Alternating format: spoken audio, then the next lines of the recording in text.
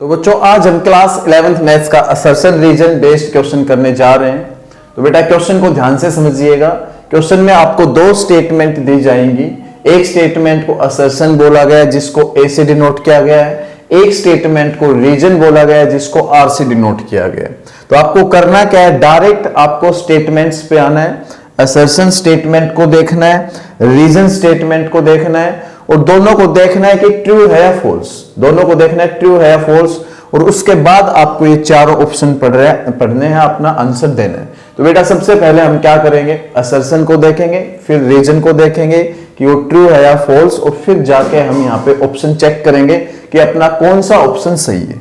तो भैया ध्यान से देखिएगा, अगर मैं रीजन की बात करूं जो आर से डिनोट है, बोल रहा है कि if the value of cos x is positive, यदि cos x की वैल्यू पॉजिटिव है, sin x की वैल्यू नेगेटिव है, तो वो सारा जो आपका x है, x जो है वो आपका किसके बीच में होगा, 3π/2 से 2π के बीच में होगा। ये बिल्कुल राइट बात है एकदम। sin यहाँ पे 3π/2 से 2π को बोले तो फोर्थ क्वाड्रेंट हम यहाँ पे कह सकते हैं। इसका मतलब क्या है, इसका मतलब फोर्थ क्वाड्रेंट है, इसका मतलब फोर्थ क्वाड्रेंट है, इसका मतलब फोर्थ क्वाड्रेंट है। यहाँ पे साइन आपका नेगेटिव होता है और कोस आपका पॉजिटिव होता है। तो ये बात बिल्कुल सही है। जब x आपका फोर्थ क्वाड्रेंट में होगा तो साइन x आपका नेगेटिव होगा, कोस x आपका पॉजिटिव होगा। तो ये स्टेटमेंट आपकी ट्रू है। ये स्टेटमेंट बच्चों आपकी ट्रू है एकदम। अब आते हैं असर्शन वाली स्टेटमेंट पे।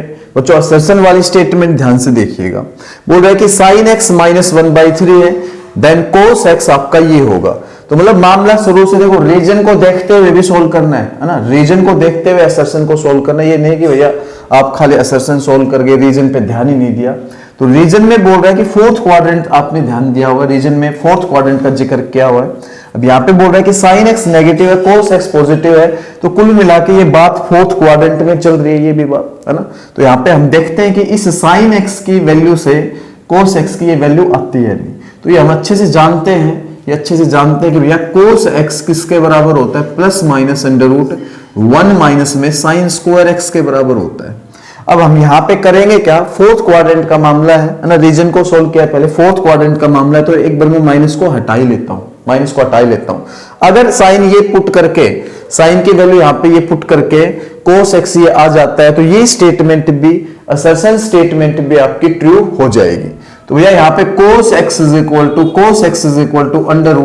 √1 माइनस में sin x का स्क्वायर, मतलब -1/3 का स्क्वायर, और -1/3 का स्क्वायर क्या होगा, 1/9 होगा। इसको थोड़ा और सोल्व करता हूं।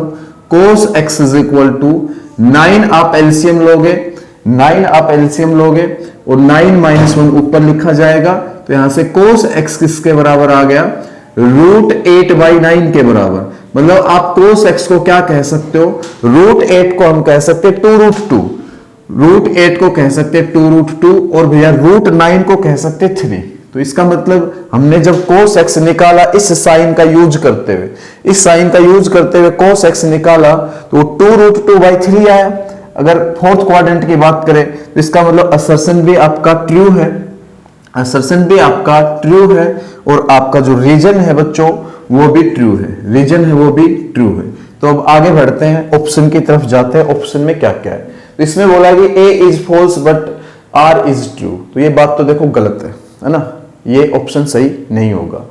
ऑप्शन सी बोल रहा है कि A is true but R is false, ये भी ऑप्शन आपका सही नहीं हो सकता। अब बोला है कि बी ऑप्शन में बोल रहा है कि both A and R are true but R is not the correct explanation of A। तो ये भी बात गलत है क्योंकि R is correct explanation of A है। तो ऑप्शन ए पे चलते हैं अब, क्योंकि वही सही होना है, सीधी सी बात। अब ये तो both A and R are true and R is the correct explanation of A, क्योंकि फोर्थ क्वाड्रेंट का मामला था, आपको पता हो। तो both A and R are true and R is the correct explanation of A। Option A बच्चों यहाँ पे राइट होता है, ऑप्शन ए बिल्कुल यहाँ पे सही होता है। तो बेटा मैं आपको काफी सारे क्वेश्चन करवाने वाला हूँ क्लास 11th मैथ्स पे, असर्शन रीजन बेस्ड क्वेश्चन काफी सारे करवाने वाला हूँ।